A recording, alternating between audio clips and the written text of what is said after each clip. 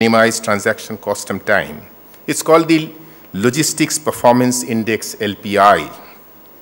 The LPI is built around a survey of logistics professionals by asking freight forwarders to rate countries on key logistics issues, which include A, the efficiency of the clearance process, that is speed, simplicity, predictability of the formalities by border control agencies, including customs.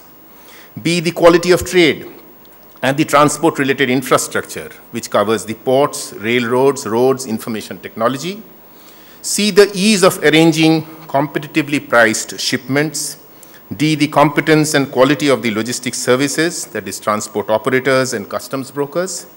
E, the ability to track and trace consignments. And F, the frequency with which shipments reach the consignee within the scheduled or the expected delivery time.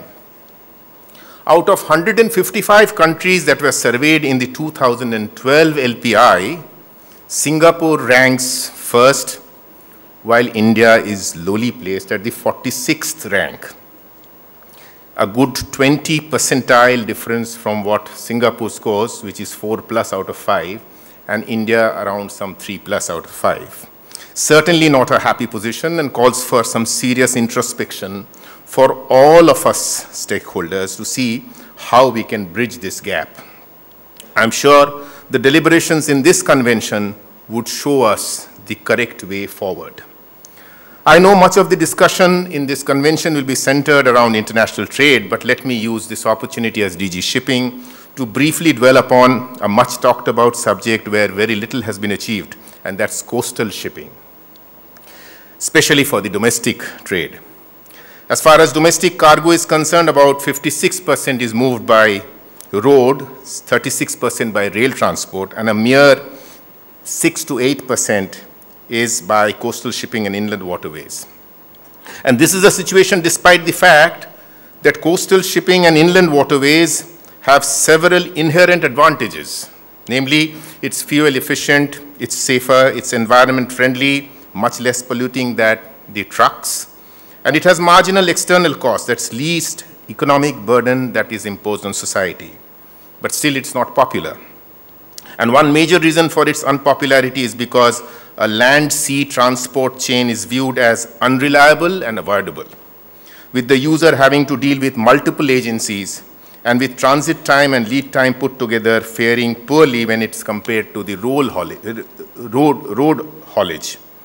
An absence of an institutional mechanism that encourages and promotes intersectoral multimodal coordination has resulted in different modes of transport not complementing but competing with each other, which is leading to an overlap of activities and suboptimal allocation of the use of vital resources.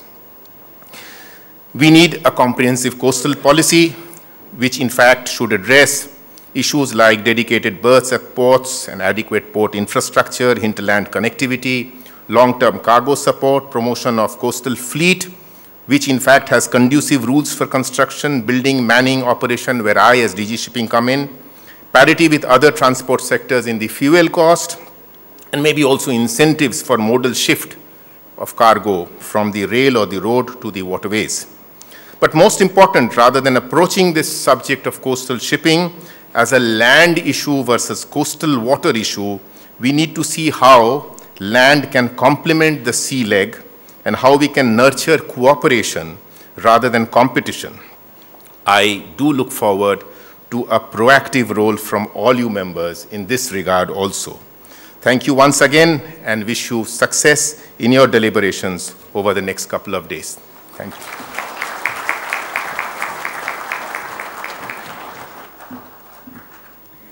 Thank you very much, sir. Ladies and gentlemen, we are truly honored to have amongst us our distinguished chief guest, Mr. Sumit Bose, the Revenue Secretary, Ministry of Finance.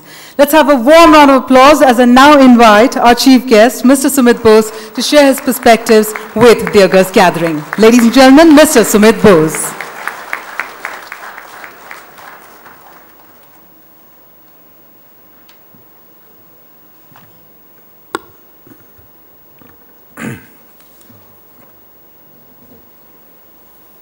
Mr. Gautam Chatterjee, Ms. Sandhya Baliga, Mr. George Zoxragos, Mr. Shashi Kiran Shetty, Mr.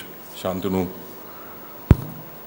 Mr. Amit Kamath, Mr. Sailesh Bhatia, Mr. Debashish Datta, Mr. Ashish Padnekar, distinguished delegates from across the world and from within India, ladies and gentlemen.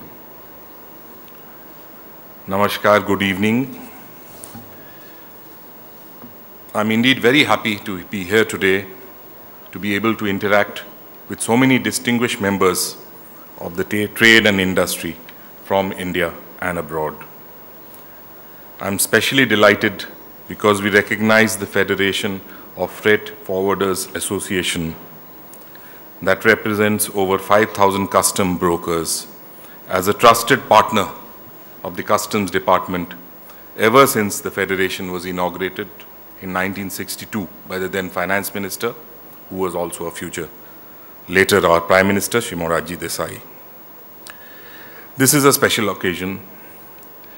Besides FFAI holding its 21st biennial convention, I understand that a Board of Directors meeting and the AGM of the International Federation of Custom Brokers Association is also taking place at the same time.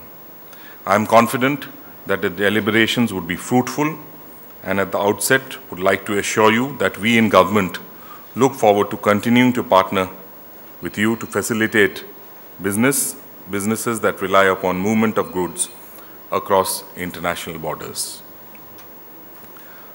These have been challenging times, both in India and abroad.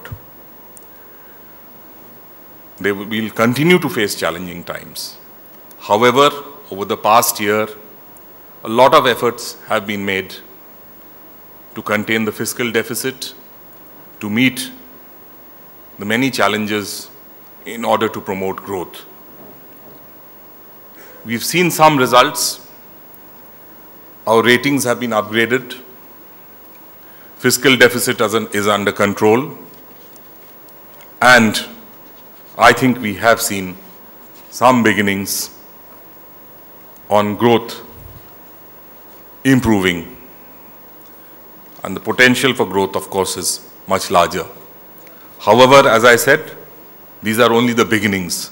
We in India and economies across the world continue to face challenges.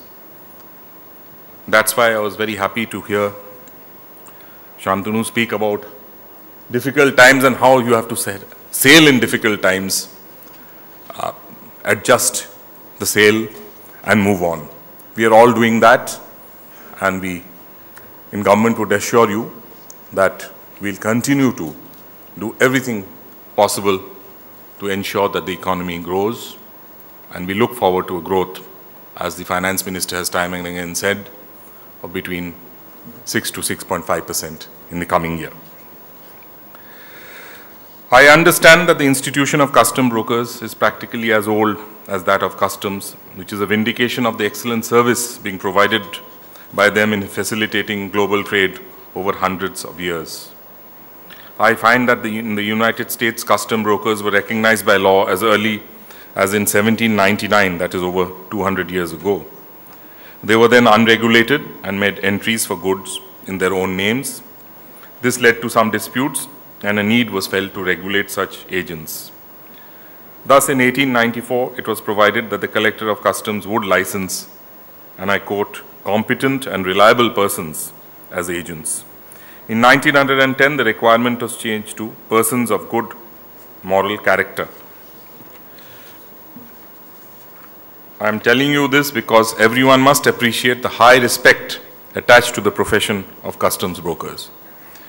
In India too, the Sea Customs Act 1878 recognized the importance of customs brokers via its section 202.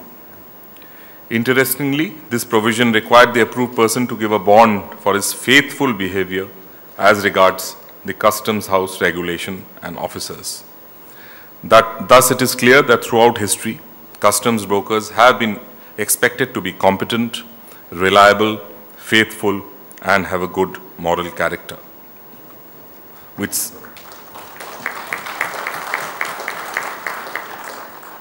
With such characteristics, I'm sure all of the customs brokers assembled in this auditorium make excellent spouses.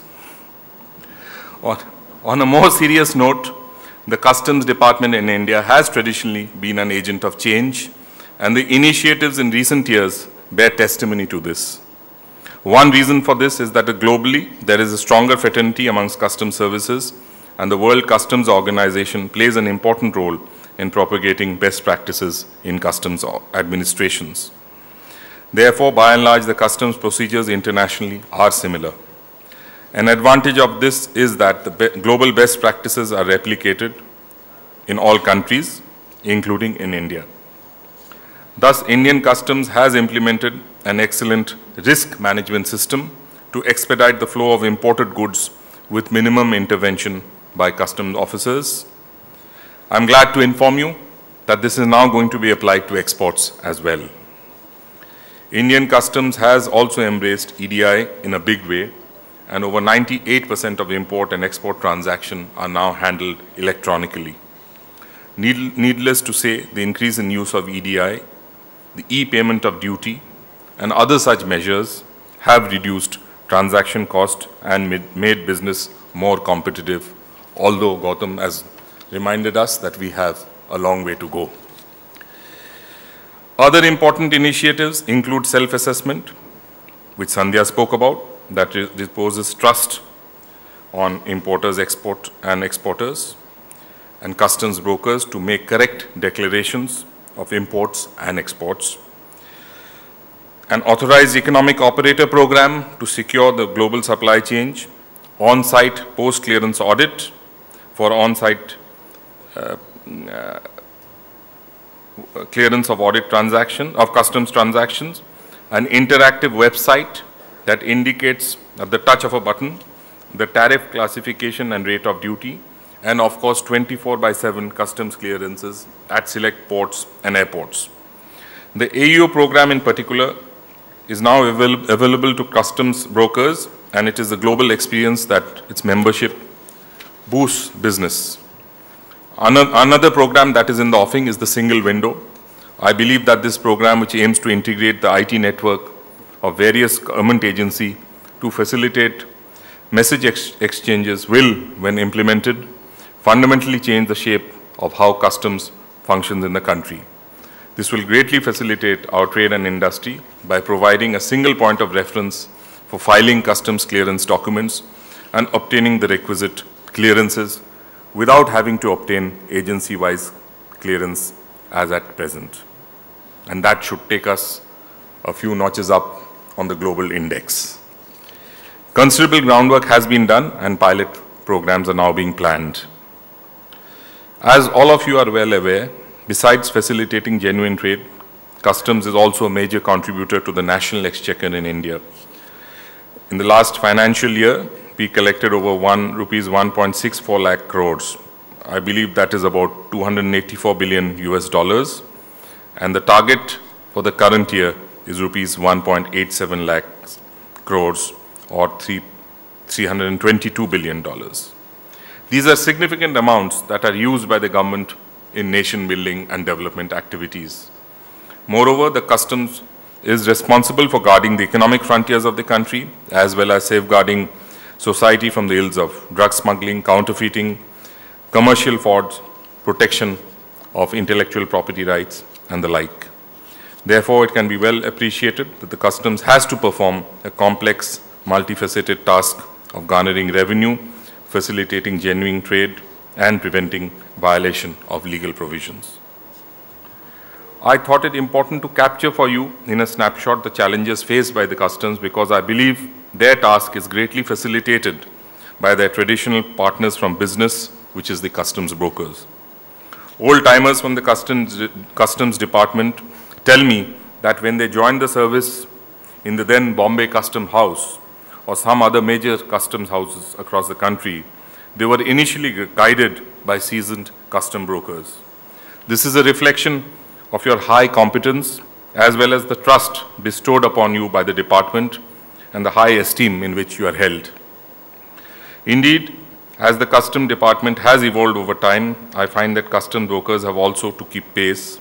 This is very important for the department as well as the businesses that depend upon your expertise. Thus, I urge all members to appreciate their responsibility and the trust reposed upon them both by the department and the business community. You may have noticed that I have deliberately avoided using the term customs house agent so far. This is because the recent legal change through our budget 2013 has consigned the term customs house agent to history. On the face of this, it may appear a minor change, but it is extremely significant since the term customs broker is used globally and we were so far an exception.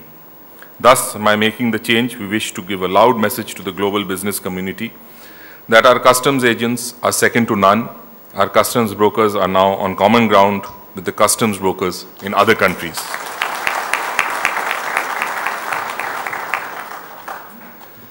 A step that the CBEC took in the direction of empowering our customs brokers last year was to organize a meeting between FII and Secretary General of the World Customs Organization in New Delhi. This was the first, I'm told this is the first ever such meeting, and I think this was widely appreciated by the Secretary General as well as of great benefit to the customs brokers in our country. Talking of change, I would like to inform you that after great deliberation, we are shortly notifying the customs brokers regulation. This was necessitated by the legal change in name, but it also gave us the opportunity to address certain issues that were causing concern. For instance, there was a doubt about how to calculate the 2-year period of the oral exam from the passing of the written exam. There was also the oft-repeated demand that suspension of licenses should not be the only option in case of legal violations. These and other concerns have been taken care of, and we hope that the new regulations which will come into force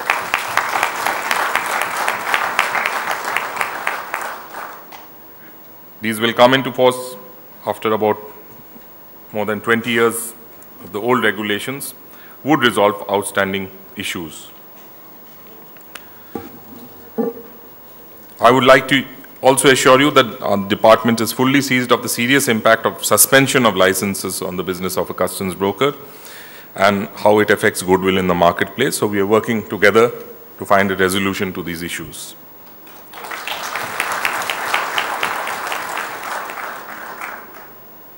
At the same time, I would like to alert you to the fact that the Customs Department has become more facilitative. While the Customs Department has become more facilitative, the responsibility of customs brokers has also increased.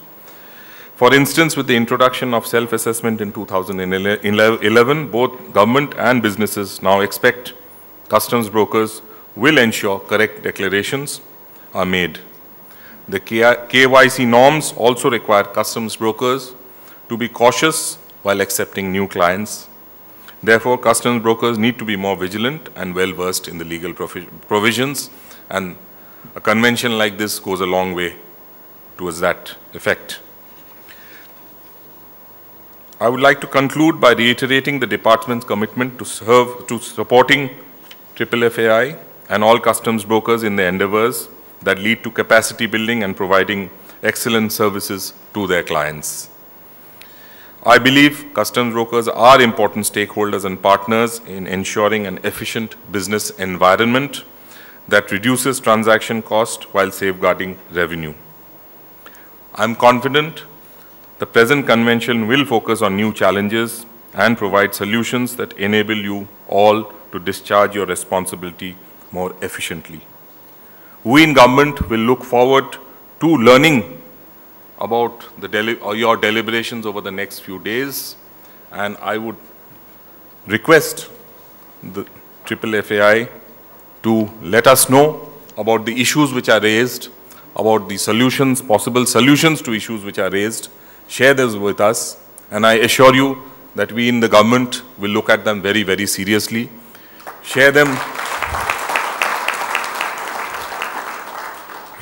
with other departments where they need to be shared, and take action in the Finance Ministry where we have to. As usual, not everything can be resolved at one go, but I honestly tell you that we will give it our best effort and try and look at all the issues you raise. So please, at the end of the day, when you have drawn up your minutes, please provide us the issues which relate to us. I'm not saying other issues, but which relate to the government. Please share those with us. I wish all members of FFAI and IFCBA the very best. I hope all the foreign delegates here, you have a good look at Delhi, although it's a little warm, but still do have a good look around in Delhi while you are here and possibly visit other places. I'm sure trips are planned to nearby places.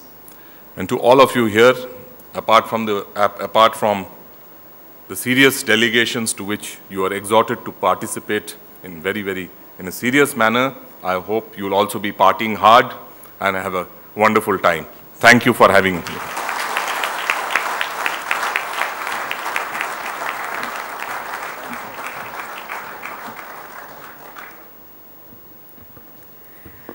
Thank you very much, sir, for sharing those wonderful words with all of us at the inaugural function this evening.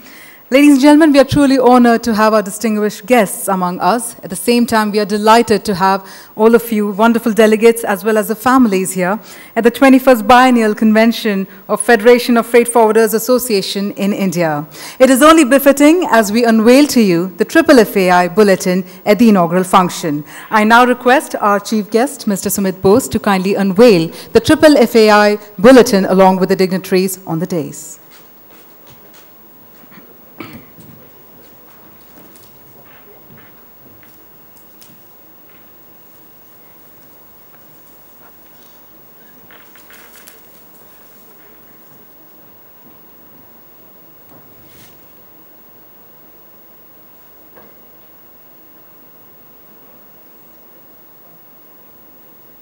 Ladies and gentlemen, let's have a round of applause as we unveil to all of you the FFAI Bulletin.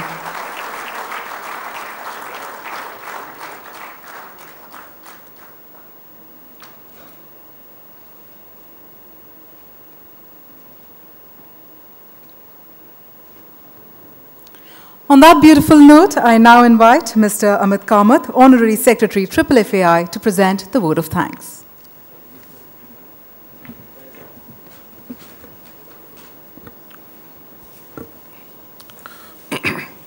Chief guest of the function, Mr. Sumit Bose, Secretary Revenue, Ministry of Finance. Guest of honor, Ms. Sandhya Baliga, Member Central Board of Excise and Customs. Guest of honor, Mr. Gautam Chatterjee, Director General of Shipping. Special guest, Mr. George Geographos, Chairman, International Federation of Custom Brokers Association. Special guest, Mr. Shashi Kiran Sethi, Chairman, All Cargo Logistics Limited.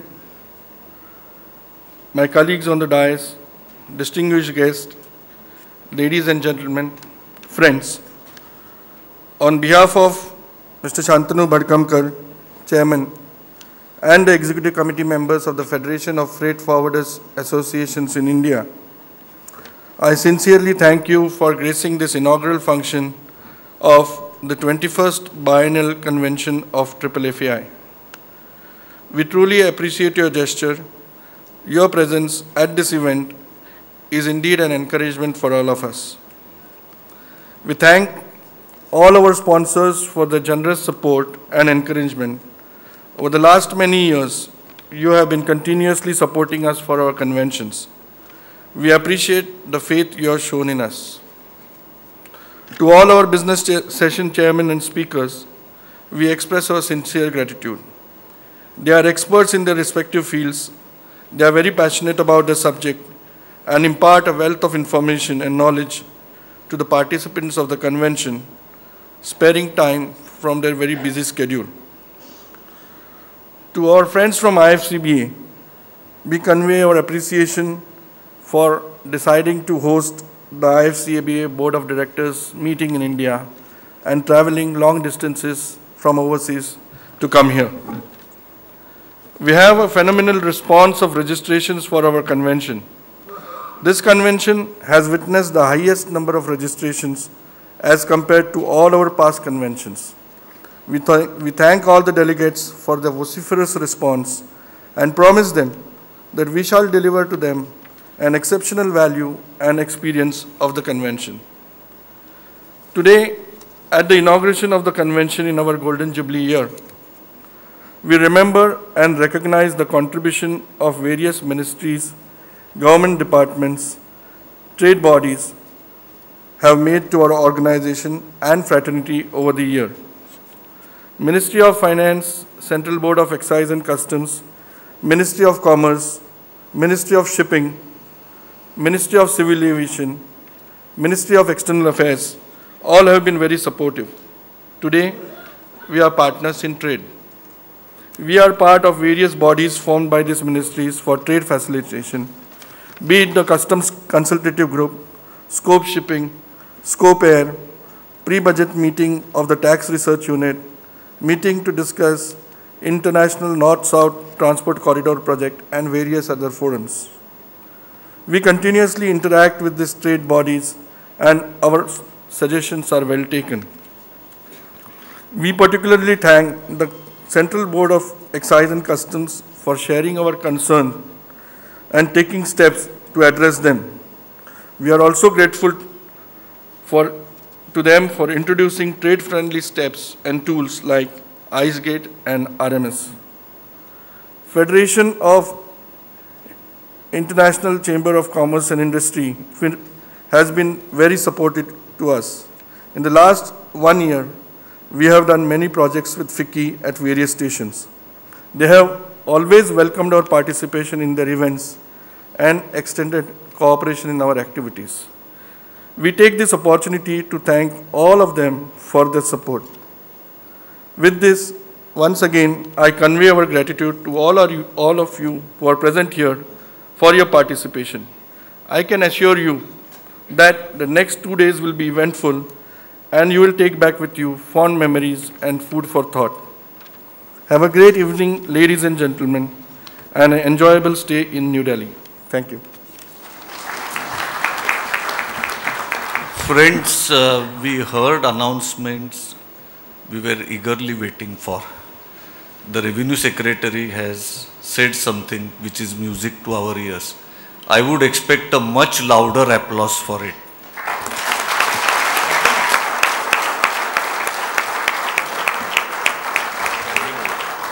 Ladies and gentlemen, let's have a standing ovation.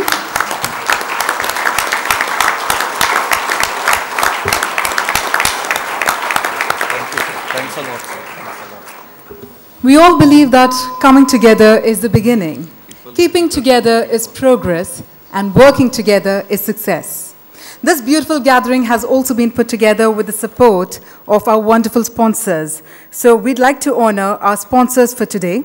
We all believe that you have enjoyed the sumptuous lunch, which has been sponsored to all of you, ladies and gentlemen, by the Albatross Inland Ports Private Limited. So now I'd like to invite on stage Mr. Om Prakash Agarwal to please join us on the dais. And I'd also like to invite a representative from Albatross Inland Ports Private Limited to please join us on the stage. And let's have another round of applause for our wonderful sponsors.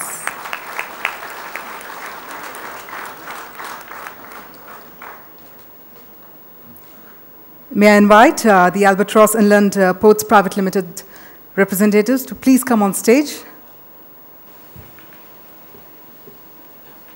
And I now request Mr. Om Prakash Agarwal to present the memento as a token of gratitude for Albatross Inland Ports Private Limited, our lunch sponsor.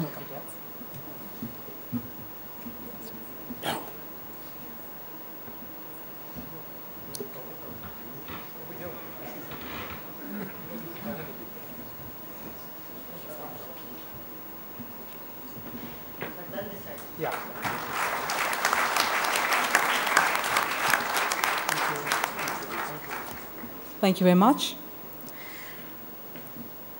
And we also believe that very soon we will be heading for a wonderful tea-coffee break, which is the high tea. Now, we'd like to inform to all of you that the inauguration high tea has been sponsored by Gateway Distriparks Limited. May I request Mr. George Joseph to please join us on the stage to present the memento to Gateway Distriparks Limited. May I please also invite a representative from Gateway Distriparks Limited.